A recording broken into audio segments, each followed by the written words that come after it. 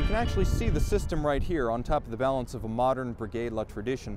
Very different from modern shock protection, but similar in the concept. It's a spring on top of the balance staff pivot so that by moving fractions of a millimeter, it can relieve enough stretch on the pivot to stop it from becoming damaged or distorted, thus preserving both the function of the watch as well as the precision of the watch. Now that's lived on in the modern era, Wei. I think you have a great example of where it went. Yeah, so just to backtrack a little bit, the balance wheel is mounted on the staff, and how Inca Block or KIF works is it's a jewel that's spring-loaded, essentially, right? So you've got a little bit of play every time it's shocked and can bounce up and down and return to its original position.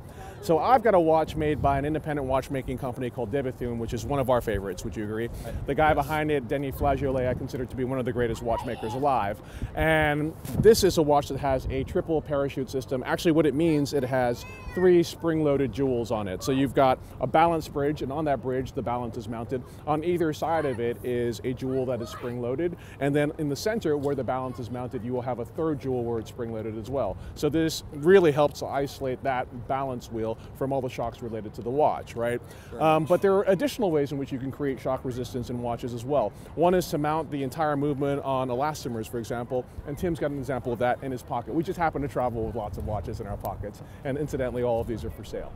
So now this is an interesting way of taking a very simple watch and making it not just shock resistant in the traditional functional sense, but making it lifestyle compatible so that you can wear the watch, shock the entirety of it while playing sports, while riding a mountain bike, while riding a motorcycle.